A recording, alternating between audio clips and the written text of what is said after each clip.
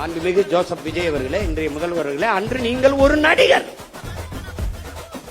உங்களை பார்க்க வந்தார்கள். நடிகரை பார்க்க வந்த நெரிசல். நீங்க வரலைன்னா கூட்டம் இல்ல, கூட்டம் இல்ல, நெரிசல் இல்ல, நெரிசல் இல்லை என்றால் அங்கே மரணம் இல்லை. அது ஒரு விபத்து.